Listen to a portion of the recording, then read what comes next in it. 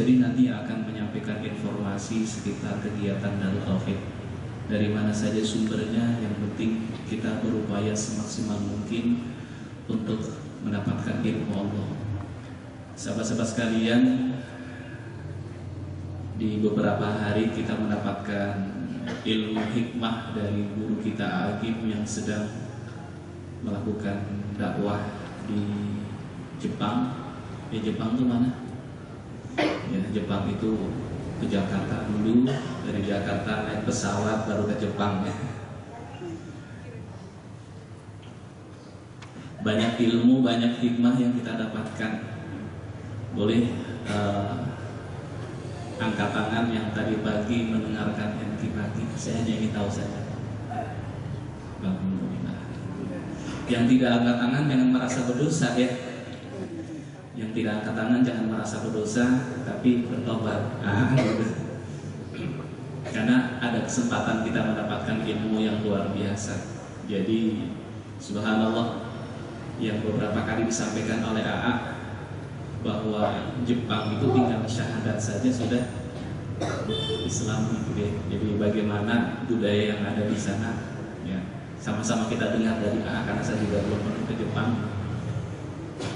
Subhanallah, ini mudah-mudahan menginspirasi kita bagaimana tentang budaya yang ada di Darut Tauhid yang subhanallah kita landaskan karena Al-Quran. Masalah disiplin, landasan kita adalah Al-Quran. Nah, yang hari ini kita pakai MTek ada ya. Yang belum punya, santri belum punya ya. Insyaallah nanti dibikinkan. Baik teman-teman sekalian, saya ingin menyampaikan informasi ataupun ilmu dari hasil kemarin saya dengan Pak Alek mendapatkan amanah untuk menghadiri konferensi internasional di Jakarta. Konferensi ini dihadiri oleh 15 negara ya. Indonesia jelas ya. Kemudian Yordania, Jepang, Taiwan, Myanmar, kemudian Thailand, Kamboja, Malaysia, Brunei Darussalam, kemudian Singapura nggak ada ya, Singapura, Mesir, Oman, Arab Saudi, Sudan, dan Timur Leste. Ini yang menghadiri konferensi tersebut. Jadi ada 15 negara. Ada 9 rekomendasi yang dihasilkan dari konferensi tersebut. Jadi memang konferensi tersebut kemarin menggunakan bahasa Arab, tapi alhamdulillah walaupun pakai bahasa Arab, Pak Alek bisa menangkap dengan baik. Ya, kenapa? Karena diterjemahkan. Nah, gitu. Jadi sederhana, di sana bicara pakai bahasa Arab, tapi yang dengar di sini lupa pakai bahasa Indonesia. Kenapa? Ada ruangan di situ, ada penerjemah pakai bahasa Inggris, pakai bahasa Arab. Jadi lengkap ruangan di situ. Yang orang Inggris tinggal pakai bahasa Inggrisnya, yang orang Indonesia pakai bahasa Indonesia. Tapi Pak Alek orang Sunda, nggak ada bahasa Sunda, adanya bahasa Indonesia ya. Alhamdulillah yang hadir banyak, baik undangan dari pesantren maupun kalangan akademis. Sebagian besar adalah akademis, sehingga ketika saya dengan Pak Alek datang langsung pertanyaannya dari kampus mana, karena yang hadir rata-rata rektor ataupun pembantu rektor. Jadi memang kelihatannya Pak Alek dan saya termasuk yang muda, yang lain sepuh-sepuh ya. Apalagi yang dari luar negeri rata-rata sudah sepuh-sepuh. Subhanallah. Satu hal yang kemudian kemarin jadi renungan saya dengan Pak Alek adalah subhanallah, dari sekian banyaknya pesantren yang ada di Indonesia, Darut Tauhid merupakan bagian pesantren yang mendapatkan kesempatan untuk mewakili acara konferensi tersebut. Di Bandung itu hanya Darut Tauhid ya, perwakilan Jawa Barat Darut Tauhid. Kemudian kalau Jawa Timur diwakili oleh Gontor. Saya lihat kita mencari yang pesantren susah, jadi nggak adanya semuanya rata-rata pembantu rektor, kemudian dari UIN juga pembantu rektornya, kemudian dari Unisba bahkan ketua jurusan dan juga pembantu rektor. Jadi semuanya rata-rata para pejabat di perguruan tinggi. banyak ilmu, jadi kita bisa banyak silaturahim. Hanya memang karena setiap kumpul dengan peserta yang dibicarakan tentang perguruan tinggi, jadi kita tidak banyak bisa memberikan kontribusi untuk bisa nyambung dia. Kenapa? Setiap misalkan ngumpul satu meja, kita biasa strateginya ketika makan ataupun istirahat ataupun belum dimulai ngumpul memanfaatkan silaturahim. Ketika ngumpul di situ kampus lagi, di situ kampus lagi, di sana kampus lagi. Mana pesantrennya nggak ada untuk mendapatkan ilmu. Baik teman-teman sekalian, tapi kembali lagi ini subhanallah ya.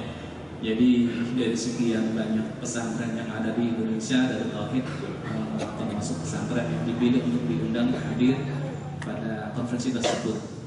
Padahal pesantren yang santrinya lebih banyak di Indonesia, tapi Allah takdirkan kita dari Tauhid diberikan kesempatan. Ini undangan dari Menteri Agama.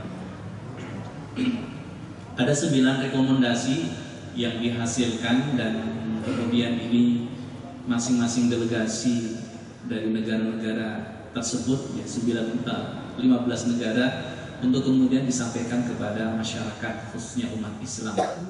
Yang pertama adalah rekomendasinya adalah mengajak kepada dunia Islam untuk terus meningkatkan pemahaman tentang Islam sebagai rahmatan lil alamin. Jadi ini mensikapi bagaimana pemahaman Islam ataupun orang-orang sebagian memahami Islam dengan radikal. Artinya apa? Ketika berbicara misalkan pemahaman Islam jihad, dalam itu kemarin salah satu yang dikatakan tentang jihad termasuk bom bunuh diri dan lain sebagainya. Ini jelas tidak ada contoh dari Rasulullah ya. Walaupun di zaman Rasul itu tidak ada bom seperti sekarang, tapi yang jelas pola-pola seperti itu tidak dicontohkan oleh Rasul. Bahkan kalau kita kemudian melihat bagaimana amanah Rasulullah SAW kepada para sahabat sebelum maju ke medan perang, itu kan amanahnya satu, tidak boleh membunuh orang yang sudah menyerah, kan gitu. Yang kedua, tidak boleh membunuh kaum wanita. Yang ketiga, tidak boleh membunuh anak-anak. Kemudian yang keempat, tidak boleh merusak lingkungan. Jadi 4 hal ini adalah merupakan bagian amanah yang disampaikan oleh Rasulullah setiap para sahabat mau maju ke medan perang. Tapi kalau kemudian yang terjadi misalkan mohon maaf bom bunuh diri, itu yang meninggal itu tidak semua orang-orang yang dolim. Bisa jadi ada saudara kita yang seakidah dengan kita, tetapi mereka harus menanggung resiko ataupun mengalami situasi seperti itu, dan itu jelas tidak dicontohkan oleh Rasul. Makanya dalam konferensi tersebut para ulama ini menyampaikan bahwa berikanlah pemahaman yang utuh bagaimana dakwah Rasulullah yang rahmatan lil alamin. Yang maksud alam ini bukan hanya semata-mata umat Islam saja, tapi termasuk orang-orang di luar kita yang non muslim adalah termasuk bagian. Lingkungan ya, lingkungan itu juga bagian amanah dari Allah, termasuk alam yang harus dijaga dengan sebaik-baiknya. Ini yang pertama. Jadi PR, kalau penjelasannya banyak sekali karena satu topik ini kemudian dibahas oleh satu ulama ya, yang luar biasa kapasitas ilmunya. Kita dapat referensi, dapat makalah, memang makalahnya bahasa Arab, yang bahasa Inggris hanya 2 apalagi, selebihnya bahasa Arab, yang bahasa Indonesia tidak ada. Jadi semuanya bahasa Arab dan juga bahasa Inggris. Dan kalau pada saat penyampaian materi memang ada juru terjemah, jadi kita tidak kesulitan untuk memahami, tinggal dicatat saja poin-poinnya dan insya Allah bisa ditangkap karena memang dengan bahasa kita. Jadi mereka menjelaskan dari berbagai sudut bahwa apa yang dilakukan pemahaman sebagian umat Islam tentang hal itu, nampaknya harus diberikan pemahaman yang utuh karena banyak efeknya, termasuk citra Islam sendiri jadi kurang baik di mata orang-orang di luar kita. Kemudian juga mereka sendiri juga ketika berbicara tentang Islam ya identik dengan yang tadi teroris. Jadi identiknya dengan seperti itu, hal-hal yang sifatnya negatif. Ini yang pertama. Kemudian yang kedua, mengajak kepada dunia Islam untuk terus-menerus membangun dialog antara berbagai madhab pemikiran dalam Islam. Nah ini juga tidak dipungkiri bahwa khususnya di Indonesia, bahkan di negara-negara yang lainnya, itu perbedaan pemahaman yang bersumber dari madhab yang berbeda itu terjadi. Dan perbedaan-perbedaan ini kadang-kadang kalau tidak disikapi dengan sikap yang bijaksana ataupun ilmunya juga terbatas, maka akan menimbulkan sesuatu yang negatif. Kadang-kadang antara madhab yang satu dengan madhab yang lainnya, pengikutnya, penganutnya, kalau imamnya insya Allah kita yakin ya. Tapi orang-orang yang mengikutinya kadang-kadang karena pemahamannya tidak utuh, sehingga cenderungnya saling menyalahkan antara yang satu dengan yang lainnya. Dia merasa benar, orang lain salah. Padahal yang harus dibangun itu bukan demikian.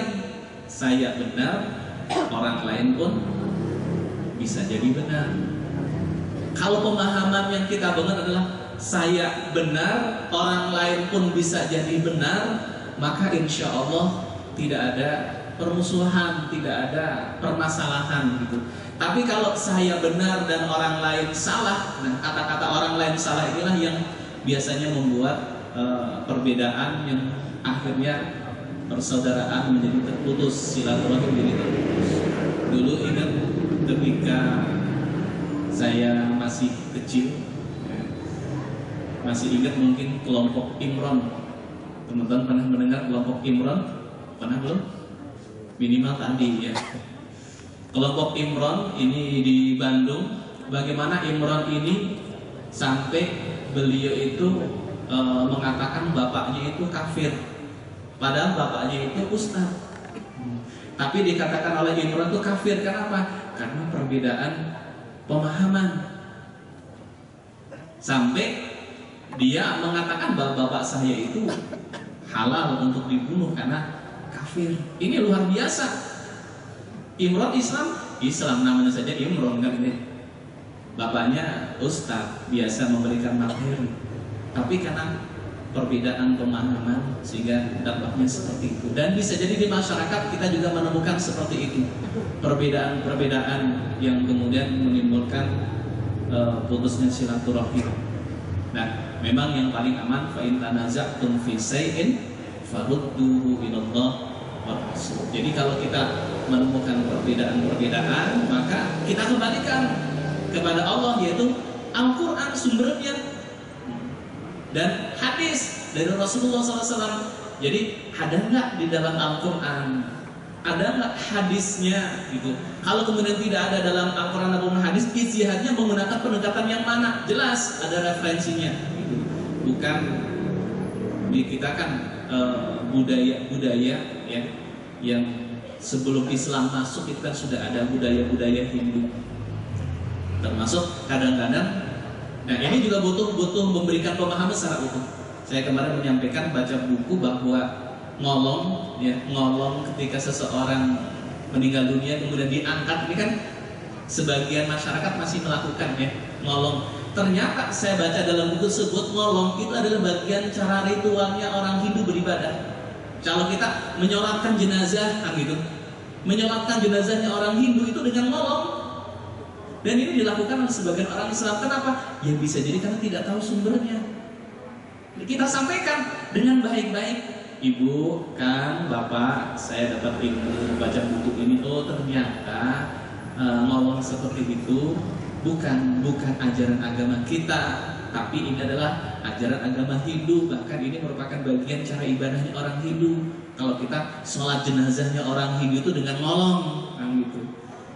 Apa bedanya kalau misalkan di 25 Desember Natal kita mengucapkan selamat Natal, itu kan cara ibadahnya orang Nasrani. Nah ini juga ngolong juga ibadahnya orang Hindu. Jadi mengucapkan selamat Natal sama dengan ngolong sama dengan mengucapkan selamat Natal, sama-sama tidak diperbolehkan. Nah kita berikan pemahaman yang utuh. Karena apa? Karena sebagian yang melakukan bisa jadi tidak tahu landasannya, tidak tahu ilmunya.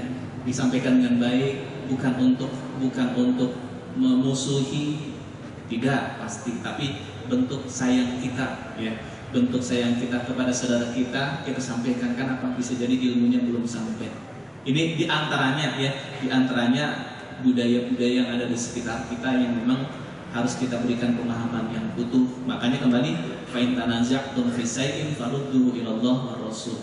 Jadi kalau kita berbeda tanazu ya tentang sesuatu, maka kita kembalikan kepada Al-Qur'an dan juga Al-Hadis. Itu yang kemudian PR, rekomendasi yang kedua yang dihasilkan dari konferensi kemarin, bagaimana masing-masing para ulama, karena yang hadir itu para ulama, itu berperan untuk bisa mendamaikan ataupun menyampaikan hal-hal yang berbeda di antara para ulama ataupun para madhab dengan cara bijaksana dan tidak menimbulkan permusuhan antara yang satu dengan yang lainnya. Ini PR kedua. Kemudian yang ketiga adalah mendorong semua organisasi Islam untuk memanfaatkan sumber daya mereka dan pengaruhnya untuk menyebarluaskan perdamaian yang dibangun atas dasar keadilan, pemahaman, harmoni, serta mendukung resolusi damai.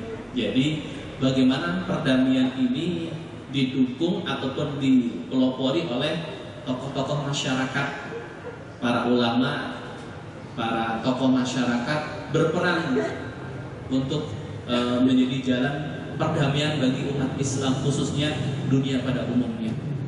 Kemudian yang ketiga, menarik semua bangsa untuk menghargai dan menghormati agama dan keyakinan sesuai dengan pesan Tuhan dan para Rasul, pesan Allah dan para Rasul, dan menjamin kebebasan yang bertanggung jawab mengenai hal-hal yang bisa berdampak negatif dan tidak diinginkan pada masyarakat.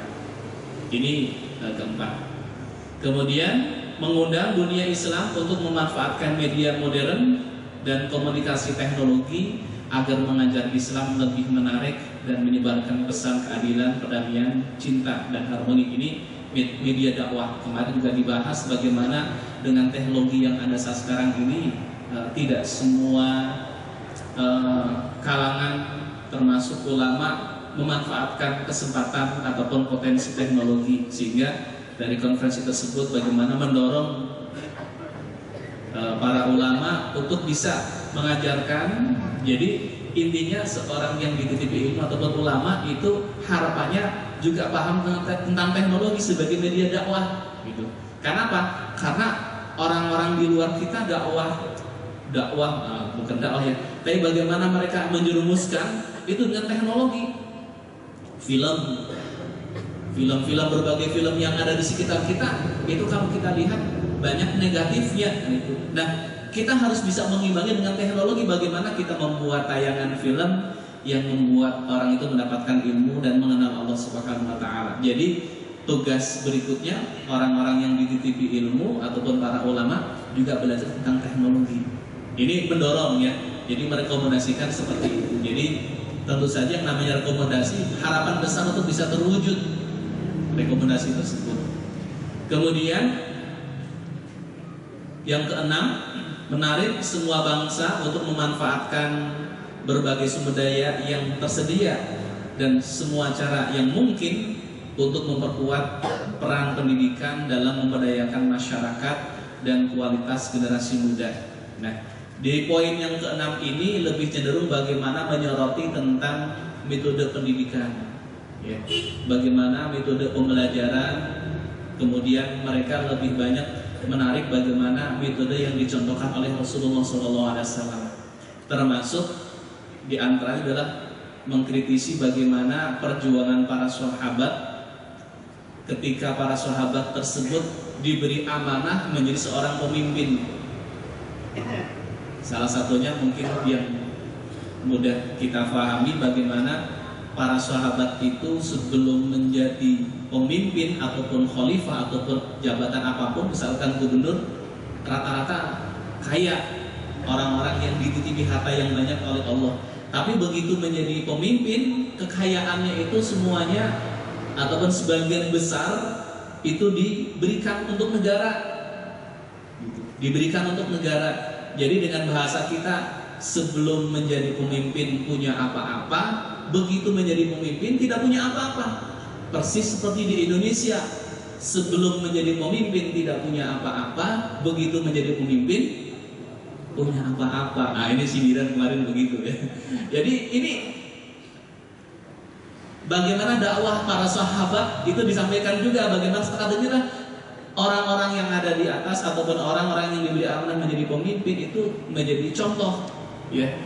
Contoh bukan contoh mengumpul-ngumpul harta, tapi contoh untuk kebaikan, termasuk ya disampaikan banyak para sahabat yang ketika beliau diamanai menjadi seorang pemimpin, maka kemudian hartanya itu semuanya diberikan untuk negara.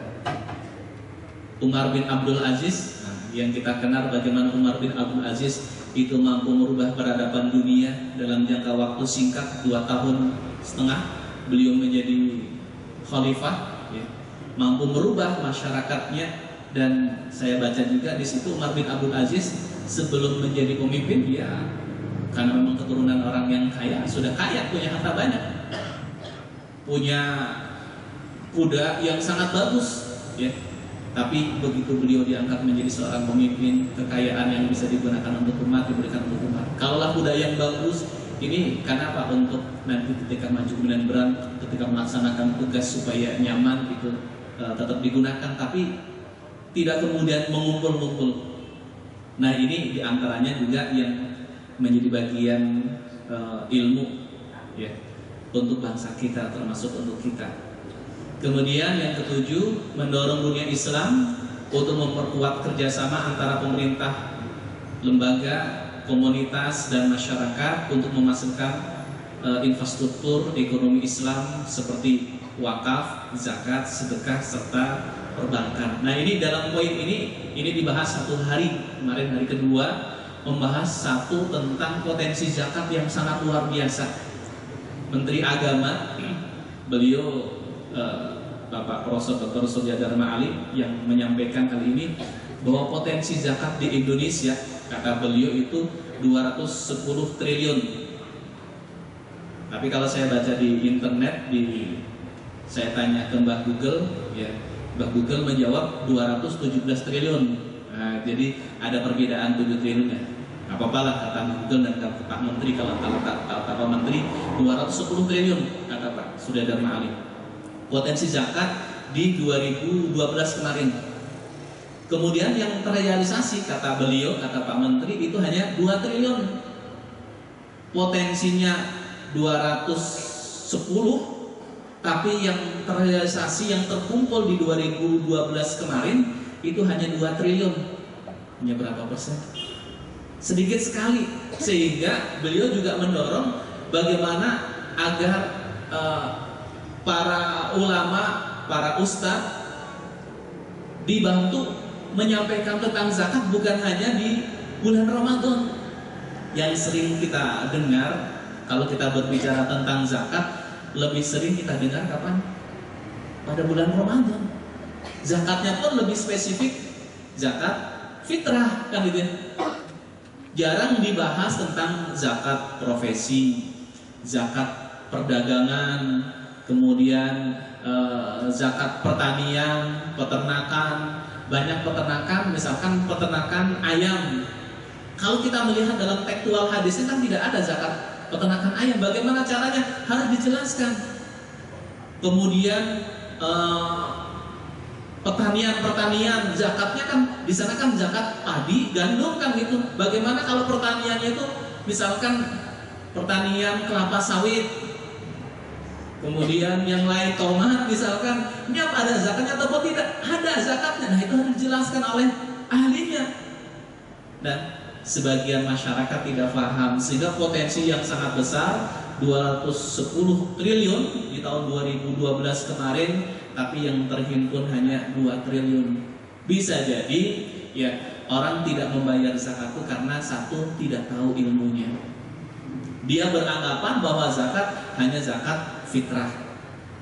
Yang kedua, bisa jadi tahu bahwa zakat itu wajib, tapi tidak tahu caranya, bagaimana caranya, akhirnya tidak bayar zakat. Ataupun potensi yang ketiga adalah dia tahu ilmunya, melaksanakan, tetapi tidak diberikan melalui lembaga amil zakat. Jadi langsung ke personal, bisa jadi demikian. Tetapi kalau kita melihat dari potensi 210 triliun dan yang terhimpun hanya 2 triliun, kemudian beliau menyampaikan juga paling kemungkinan yang tidak mulai lembaga ambil zakat hanya sekian persennya. Jadi belum ada 50% dari 210 triliun tersebut yang masyarakat ataupun umat Islam yang membayar zakat. Nah, PR berikutnya ya dari hasil konferensi tersebut bagaimana mendorong kepada masyarakat untuk sadar zakat. Nah, ini di Darut Tauhid ada DPU, berarti terus banyak berbicara tentang masalah zakat kemana-mana, ke lembaga-lembaga. Kalau dulu saya ingat ketika awal-awal saya beberapa kali datang ke PT Kereta Api, kemudian BNI, BRI dan sebagainya. Dulu saya didapatkan tugas, jadi keliling dari lembaga ke lembaga. Ya, jadi pekerjaan orang yang bagian fundraising adalah terus keliling, sekarang ada di perusahaan-perusahaan. Nah, ini salah satu langkah bagaimana mensosialisasikan tentang masalah zakat ini kepada masyarakat, karena potensi sangat besar tapi realisasinya masih sangat terbatas. Ini PR-nya. Kemudian, nah kalau kita melihat bagaimana Umar bin Abdul Aziz ya, membangun ekonomi saat itu, salah satu adalah dengan zakat itu betul-betul dikelola dengan maksimal, sehingga akhirnya di pemerintahan beliau sampai tidak ada orang yang berhak menerima zakat karena orangnya sudah kaya semuanya. Salah satu sumbernya awalnya dari bagaimana manajemen zakat yang sangat baik. Kemudian ya selain zakat, sedekah, kemudian menyoroti tentang perbankan, terutama bank syariah. Nah, ini juga mendorong bagaimana umat Islam untuk kembali kepada syariah, termasuk di dunia perbankannya, bagaimana memanfaatkan bank syariah yang ada di sekitar kita. Alhamdulillah kalau di Darut Tauhid kita di sekitar kita banyak bank-bank syariah ya, dari mulai ya bank BMT, nah jelas ya itu BMT terlebih dahulu yang disebutkan ya, karena itu punya kita ya. Dari BMT, kemudian tetangganya BMT, ada tetangganya lagi BMT, ada lagi, yaitu bank-bank yang ada di sekitar kita. Nah, ini juga perlu kita sampaikan, kita sosialisasikan kepada masyarakat. Walaupun ada yang mengatakan, tapi bank syariah kan belum sepenuhnya syariah. Ya kalau semua akan mengatakan begitu kan Pak, apa syariah kan apa? Ya masih ada hubungan dengan konvensional kan gitu. Jadi belum bisa melepas semuanya. Jadi kalau kita beralasan seperti itu nanti tidak akan mulai, udah mulai saja gitu. Nanti bertahap, nanti bisa jadi sistemnya semuanya bisa syariah. Kenapa? Ya karena dari hulu sampai hilir semuanya syariah. Sekarang kan masih belum, karena yang nabung juga masih sedikit di bank syariahnya. Itu kemudian yang ke-8 mendorong dunia Islam untuk mendirikan lembaga zakat. Jadi bahkan yang nomor 8 ini bagaimana pemerintah termasuk Menteri Agama bisa mendorong berdirinya lembaga ambil zakat sebanyak-banyaknya di Indonesia, khususnya kalau di Indonesia, ataupun kalau di luar juga sama seperti itu, memperbanyak mendirikan lembaga ambil zakat dan dikelola dengan profesional. Kemudian yang kedua adalah dukungan dari pemerintah itu maksimal, termasuk di Indonesia sendiri kan ada zakat pengurang pajak, ada pasep ya, zakat pengurang pajak, tapi sampai hari ini kita agak kesulitan untuk bisa menerapkan konsep zakat pengurang pajak. Padahal saya ingat dulu zamannya Pak Tulus ya, saya masih di DPU waktu itu ikut rapat juga di Jakarta tentang membahas tentang undang-undang ini zakat pengurang pajak, tapi realisasinya sampai hari ini belum bisa dengan baik. Kenapa? Ada kepentingan kata orang pajak, nanti kan pajaknya jadi berkurang dong kalau zakat jadi pengurang pajak, padahal tidak demikian. Nah, ini tentu saja peran dari pemerintah. Kemudian yang ke-9, ini ada 9 rekomendasi, mengajak dan mendorong dunia Islam untuk mengadopsi berbagai rekomendasi konvensi dan mencari cara yang tepat untuk merealisasikannya. Jadi dari 8 item tadi kita bisa melihat dari berbagai negara, misalkan salah satunya berbicara tentang wakaf. nanti itu sumbang wakaf bisa studi banding ke Yordania.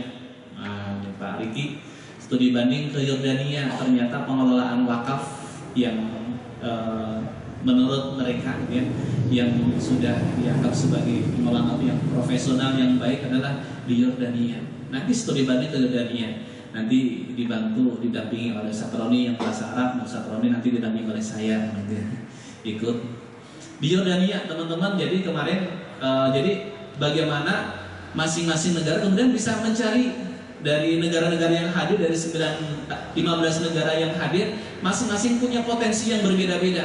Yordan bagaimana pengelolaan wakafnya yang luar biasa ya.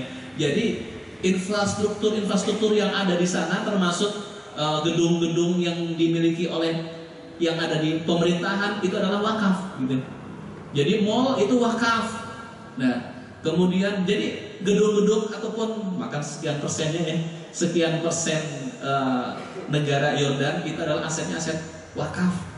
Nah, ini menarik gitu. Jadi nanti makanya rekomendasi adalah belajar mendorong untuk mengadopsi berbagai rekomendasi ataupun berbagai kemajuan yang dimiliki oleh masing-masing negara yang hadir saat itu masing-masing ada. Berbicara misalkan dunia perbankannya di antara mereka yang hadir kemarin ada.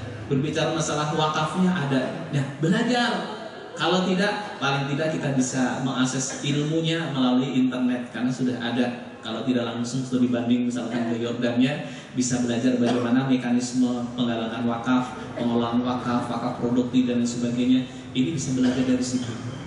Nah ini Bapak Ibu sahabat-sahabat sekalian, jadi 9 rekomendasi yang disampaikan ini dibacakan oleh Ibu Tuti Alawiyah, mantan Menteri Peranan Wanita ya, yang menyampaikan, yang membacakan karena beliau juga hadir dan terus mengikuti selama konferensi ini para pejabat ya. Saya melihat bagaimana mereka tetap antusias, dari Gontor juga yang hadir sesepuhnya langsung, bukan ustadznya tapi langsung sesepuhnya Gontor yang datang langsung, subhanallah. Jadi antusias sekali. Dari perguruan tinggi yang hadir juga para pimpinannya, rektor, pembantu rektornya, bukan hanya dosennya saja ya, tapi mereka betul-betul orang yang memang harapannya sepulangnya dari konferensi tersebut bisa disampaikan kepada masyarakat. Kalau rektor berarti masyarakat kampus ya, kalau seorang kiai berarti di pesantrennya ya, kalau ustadz sama seperti itu. Harapannya bisa kemudian diterapkan dalam kehidupan sehari-hari. Baik, itu sahabat-sahabat sekalian hasil rekomendasi dari konferensi internasional yang dilaksanakan kemarin di Jakarta tanggal 22 sampai 24 ya, sampai 25 sebenarnya tanggal 25 talkshow-nya membahas langkah-langkah berikutnya khususnya untuk di Indonesia. Jadi ada kelanjutannya, tapi kalau peserta kami, saya dengan Pak Alek itu dari mulai tanggal 22 itu pertemuan dengan Pak Menteri biasa makan dan juga diskusi. Tanggal 23 itu baru mulai, 23, 24 itu pelaksanaannya, dan alhamdulillah banyak hikmah, banyak ilmu yang didapatkan ketika kita banyak silaturahim kepada orang-orang yang dititipi ilmu oleh Allah Subhanahu wa taala. Baik, sahabat-sahabat sekalian, nampaknya itu, dan tentu saja apapun yang kita dengar, yang kita lihat haruslah menjadi motivasi dan hikmah bagi kita yang kemudian apa nih langkah-langkah kita. Dari mulai tadi kita mendapatkan ilmu dari AA tentang bagaimana budaya yang ada di Jepang. Nah sekarang kita sedang mulai mengembalikan budaya-budaya yang dulu sudah ada di kita, budaya disiplin. Mudah-mudahan kita bisa lebih disiplin kembali. Disiplin kita bukan karena manusia, tapi disiplin kita karena Allah ya. Karena ini merupakan ajaran agama kita, agama Islam. Jadi ketika kita pakai netpack itu bukan karena takut sama bakorsan ya. Tapi ini memang salah satu kewajiban kita sebagai seorang santri karya yang diatur. Aturannya adalah yang menggunakan netpack. Kita pakai kopiah putih. Ini bukan karena adanya bakorsan yang nanti akan menilang kita ya. Tapi karena memang ini adalah kewajiban kita sebagai seorang santri karya, bagaimana aturan yang dibuat oleh lembaga, oleh yayasan, bahwa kita harus menggunakan kopiah putih, pakai lempek dan sebagainya.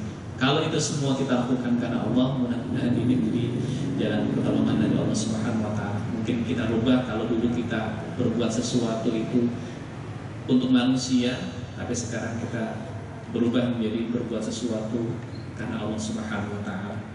Baik, nampaknya itu yang disampaikan. Pak Alek ada tambahan? Ya, Pak Alek juga hadir, insya Allah Pak Alek juga akan menambahkan informasi ataupun ilmu seputar tentang hasil konferensi internasional kemarin. Silakan Pak Alek, pakai bahasa Indonesia saja Pak Alek, jangan pakai bahasa Inggris, apalagi pakai bahasa Arab. Silakan. Bismillahirrahmanirrahim. Assalamualaikum warahmatullahi wabarakatuh. Alhamdulillah, Allahumma shalli wa sallim ala Muhammadin wa ala alihi ajma'in. Tadinya saya akan memakai bahasa konferensi bahasa Inggris. Masalah sahabat-sahabat sekalian, saya teringat ketika akan berangkat ke konferensi ini ada jemaah yang menangis khutbah Jumat pada saat proses umrah atau haji ya. Ketika ditanya kenapa begitu menjiwai khutbahnya di Masjidil Haram ketika akhir sholat Jumat, jawabannya adalah itu masalahnya saya nggak ngerti katanya, sehingga saya menangisi apa yang terjadi. Alhamdulillah kemarin di sana ada interpreter ya, karena bahasa Arabnya dan bahasa Inggrisnya pada fasih, sehingga tidak bisa diikuti oleh yang bahasa Inggrisnya baru basic, baru intermediate ya. Alhamdulillah sahabat-sahabat sekalian, sedikit menambahkan apa-apa yang disampaikan oleh Ustadz Bahrudin. Tentunya yang tadi disampaikan adalah hasil akhir dari diskusi yang luar biasa para cendekiawan, para ulama sedunia barangkali terwakili dengan 12 negara atau 15 negara yang menjadi representatif.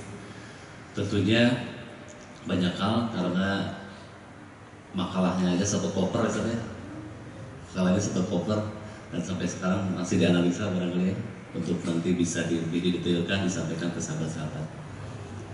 Di antara hikmah dan ilmu yang barangkali bisa ditambahkan sahabat-sahabat sekalian, yang sangat saya serap 100% adalah, bukan 100%, yang paling terserap apa yang disampaikan oleh pemakalah waktu konferensi adalah Dr. Yusuf Kala, karena beliau menyampaikannya dalam bahasa Indonesia. Jadi di antara yang saya pahami, yang mudah-mudahan kita bisa sharing, bisa berbagi, kita kenal beliau di Indonesia adalah salah satu tokoh yang memang leading, yang memang memprakarsai beberapa konflik yang kemudian bisa damai. Kita kena Aceh, kita kena Poso, gitu ya kasusnya, dan beliau ceritakan pengalamannya, termasuk terakhir beliau ke Rohingya, ke Myanmar. Jadi di antara tokoh-tokoh Islam, kita tahu negara Burma sangat menutup diri dan hanya bisa ditembus oleh seorang yang bernama Yusuf Kala, Masya Allah.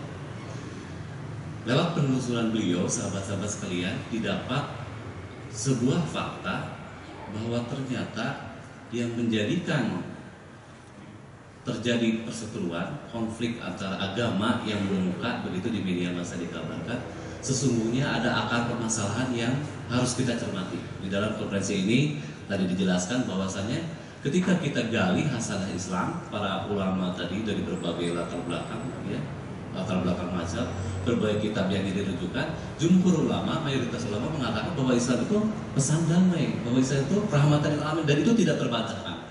Banyak nas di makalah, ya, di makalah Al-Quran, hadis yang menunjukkan terhadap itu. Sebagian tadi sudah diikuti oleh Ustaz Fahruddin.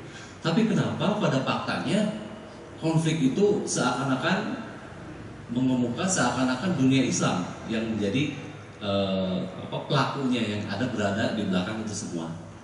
Nah, beliau mengatakan, misalnya contoh kasus yang di Poso. Ketika Poso luar biasa konflik, beliau temui guru kita sampai masuk ke gereja waktu ya, menyampaikan pesan damai.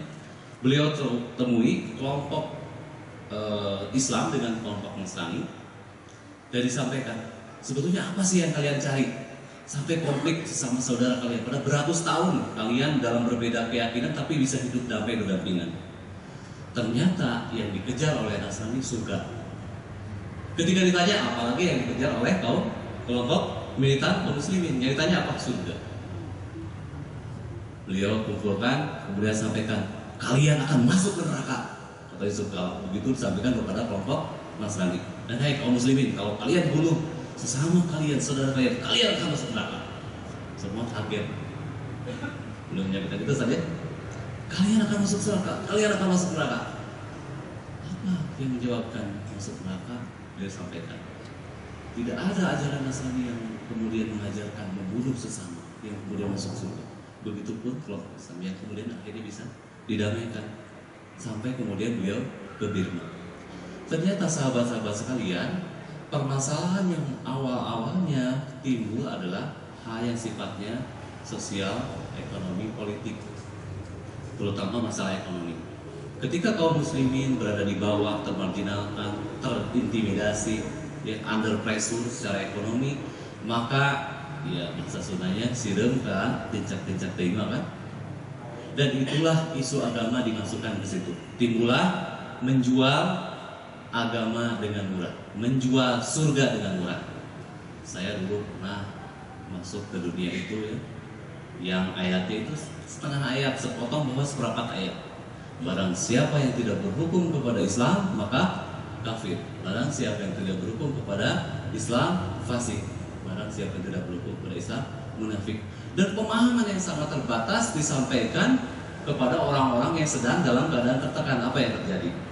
Maka dia akan mengambil jalan pintas ke surganya lewat namanya jihad. Pemahaman jihad inilah yang kemudian konferensi kemarin meluruskan. Dan mereka referensinya luar biasa. Jadi kalau sahabat-sahabat merasa ingin tahu lebih jelas seperti apa konsep hudud ya, konsep perang, di sana sudah sangat dijelaskan. Sebagian dijelaskan bagaimana Islam mengatur perang. Nah, sahabat-sahabat sekalian, belajar dari Poso, belajar dari sampai Rohingya, Aceh dan seterusnya, sebetulnya permasalahan dunia Islam saat ini adalah permasalahan kemiskinan. Jadi hari pertama kita mendefinisikan tentang jihad, tentang Islam dan rahmatan lil alamin, dan di hari kedua kita menemui permasalahan mendasar adalah permasalahan ekonomi. Ada fakta menarik begini. Dr. Komarudin Hidayat menyampaikan salah satu makalah. Ada di lembaganya sebuah penelitian.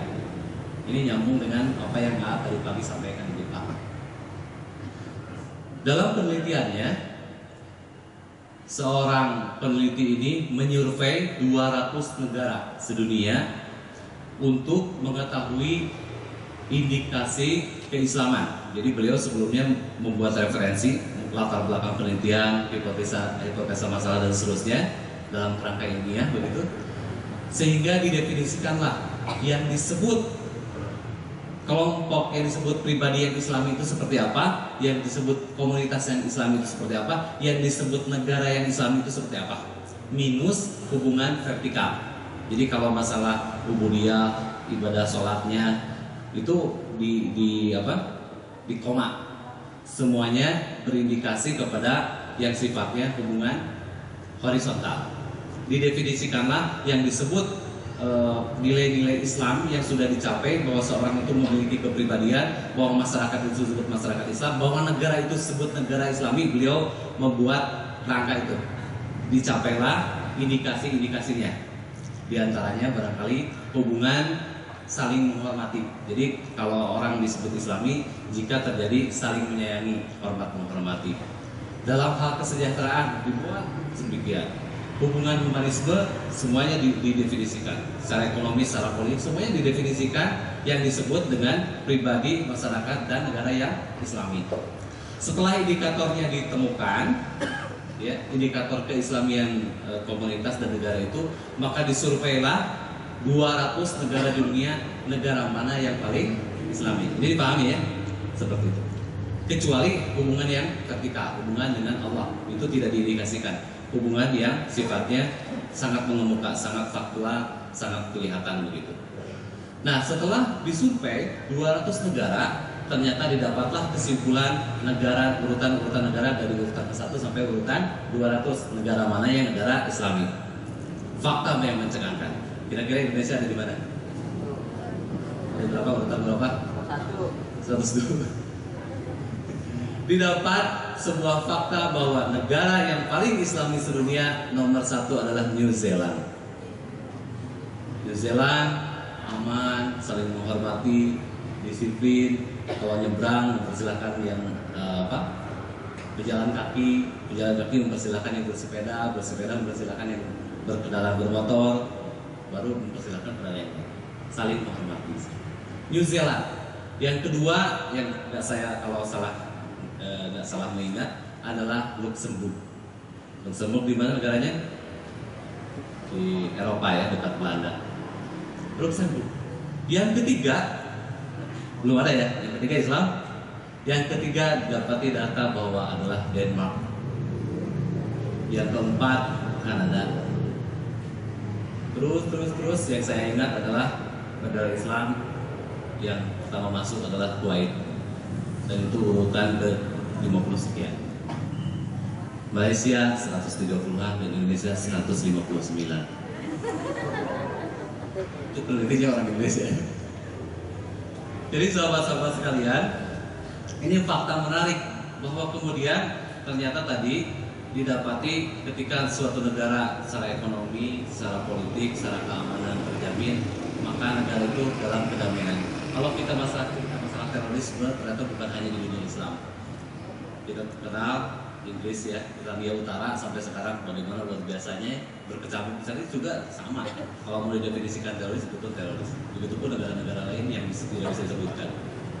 Nah, ini sehingga didapati kesimpulan kalau saya mencatat beberapa poin, bagaimana sih sebetulnya kalau Islam ingin seperti yang tadi, yang seharusnya yang di pemakalah menyampaikan bahwa indikator keislaman itu bahwa Islam bisa ya'lu wa la yula alaih ya, seperti halnya generasi terbaik di Rasulullah SAW, maka tidak ada lain langkahnya adalah kemudian kita bisa mendominasi seperti 700 abad ya, 7 abad di negara Islam bisa menguasai dunia.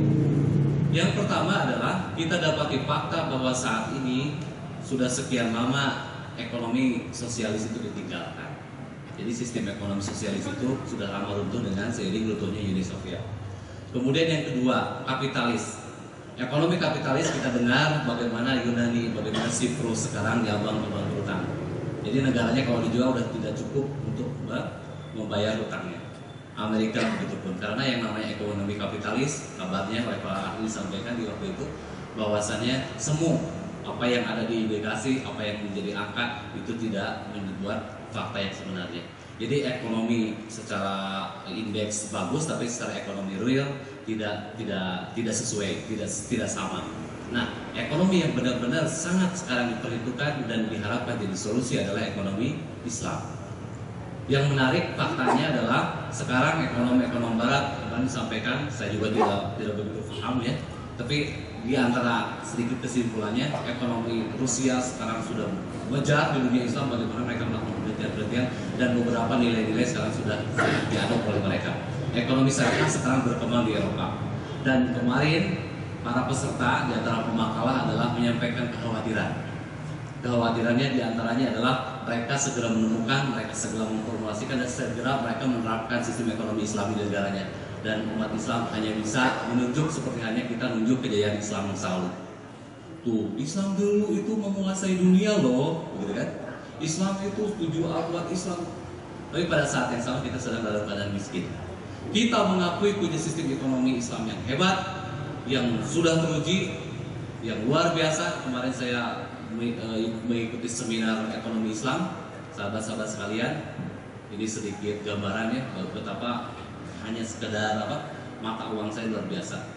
Di seminar ekonomi Islam itu saya dapati bahwa ternyata dari Urwah, kalau nggak salah Urwah bin Affan, lupa narasumbernya, ini hadisnya Bukhari katanya bahwa suatu saat Rasulullah, tolong dicari dan tidak adanya, Rasulullah memerintahkan kepada Urwah, hai Urwah, tolong belikan aku kambing.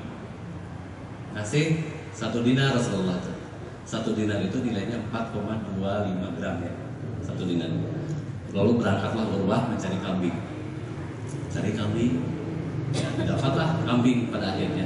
Ternyata yang didapati Urwah bukan seekor kambing, tapi yang didapati Urwah adalah 2 ekor kambing. Jadi 1 dinar itu cukup untuk dua kambing. Setelah dapat kambing itu, Urwah pulang menuju menyampaikan kambing yang dipesan oleh Rasulullah. Di perjalanan, Urwah berhasil menjual 1 kambing, kan dapat 2 tuh, 1 dinar ya, dapat 2 kambing. Di perjalanan dijual, yang 1 kambing itu harganya 1 dinar. Jadi pulang ke Rasulullah, Urwah bawa 1 kambing senilai 2 dinar, 1 dinar, kemudian membawa 1 dinar rupiah, 1 dinar mata uang. Jadi pesan Rasulullah, tolong belikan 1 dinar ini untuk 1 kambing. Tapi Urwah kembali ke Rasulullah membawa 1 kambing dan 1 keping dinar. Rasulullah bertanya dan diceritakan, ternyata Urwah ini seorang pedagang. Menariknya, ketika kemarin di seminar, ternyata sahabat-sahabat sekalian, kalau hari ini kita, berarti harga kambing Rasulullah waktu itu berapa? 1 kambing itu tadi 1 dinar. Hari ini kalau kita punya 1 dinar senilai 4,25 gram, maka dinar itu kalau dirupiahkan harganya adalah 2,2 juta. Kalau kita datang ke Eko Pesantren mencari 1 ekor kambing, dapat nggak? Yang sedangkan 2.200.000 dapat kan? Eko Pesantren dapat. Jadi mata uang Islam dari zaman Rasulullah sampai sekarang, dinar itu 1 dinar sama nilainya dengan 1 kambing, tetap tidak bergeser. Itu diantara bukti menunjukkan bahwa 1,4 tahun ya, yang lalu 1 dinar waktu itu dengan 1 dinar hari ini sama untuk beli 1 kambing. Itu fakta menunjukkan bahwa emas tidak pernah berkurang, emas nilainya akan selalu balance. Dan inilah yang sekarang sedang diteliti, sedang dianalisa, dan sedang akan diterapkan oleh dunia barat sana. Kita baru tahu kasih riset dalam Australia barusan. Ya. Pada saat orang barat berarti sudah menerapkan sistem ekonomi Islam, kita definisi saja baru tahu. Mudah rubah saja Pak Budi, kita mau mudah rubah. Itu cerahannya apa? Kita akan mudah rubah. Nggak tahu mudah rubah, ya hijau, kita nggak ngerti. Padahal sahabat-sahabat sekalian itu dunia Islam luar biasa. Nah, ini menjadikan sebuah semangat. Saya sepulangnya dari sana kemarin, waduh ya, ini kendala bahasa di wiki ya, belajar bahasa. Ya, pada saat orang yang lain strata pendidikannya udah luar biasa ya, udah rata-rata semuanya kayaknya itu ya, S3. Kita juga berpikir, alhamdulillah yayasan tahun ini S3 jatahnya 3 orang ya kalau salah, S2, S1. Sebagian saya sudah S-coret. Jadi sahabat-sahabat sekalian, dengan seperti itu kemarin bergejolak pemikiran kenapa Darut Tauhid yang dipilih. Ternyata sesuai dengan konsep yang disampaikan A, di sini ada miniatur kehidupan. Sahabat-sahabat tahu, saya yang menjadi fasilitasi ketika pertemuan Surau Serantau, pertemuan masjid-masjid raya, masjid-masjid agung se-Asia Tenggara. Mereka studi bandingnya ke Darut Tauhid. Internasional Asia internasional satu forum konferensi anak muda internasional yang dirujuk Islam, konferensi Islam internasional. Konferensi itu yang dirujuk adalah Darut Tauhid. Ketika bicara masalah optimalisasi wakaf di Indonesia, workshop di Jawa Barat ya, yang jadikan rujukan adalah Darut Tauhid, bagaimana optimalisasi wakaf. Ini kan satu fakta yang kemudian di satu sisi, termasuk kita diundang di konferensi kemarin, merasa bahwa tidak cukup gitu, tidak cukup pantas untuk hadir di situ, tidak cukup pantas untuk jadi bahan tempat studi banding. Tapi di satu sisi ini menambah kepercayaan diri. Saya kemarin ya, kita harus pede aja ketemu rektor ya, kontrol keisahannya langsung yang hadir gitu. Dan mereka sangat Darut Tauhid itu dari mana? Ya, Pak, tadi kan sebelum saya rektor IAIN Aradiri Aceh. Ini dari mana? Syarif Hidayatullah. Darut Tauhid. Agim. Ya. Berarti kita dikenal sahabat-sahabat sekalian. itu satu sisi kepercayaan diri kita harus tumbuh. Bahwa tidak karunia Allahnya yang membuat kita percaya diri adalah tidak setiap pesantren, bahkan dalam tanda petik ormas pun tidak selengkap yang ada di kita.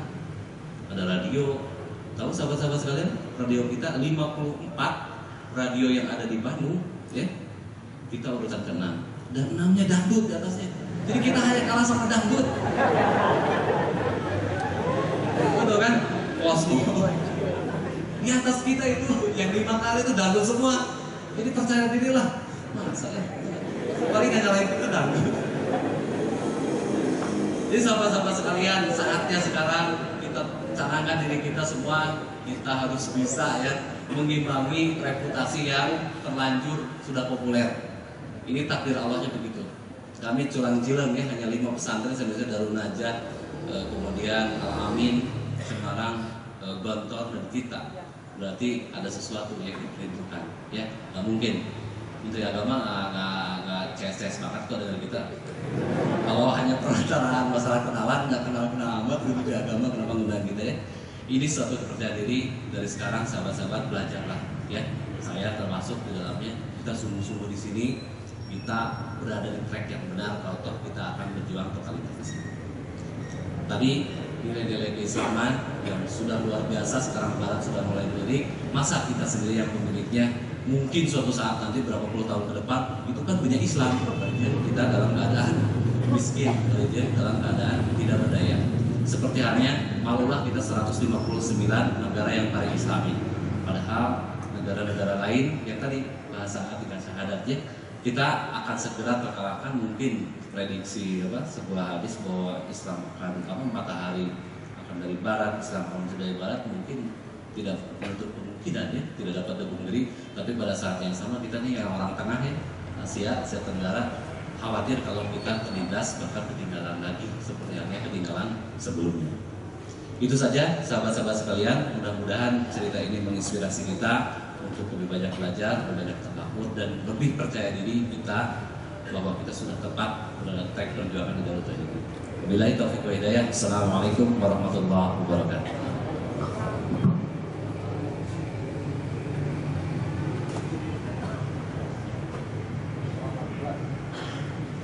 Terima kasih kepada Bapak Alek dan Ustaz Farudin yang telah menyampaikan inti dari konferensi yang disampaikan kemarin.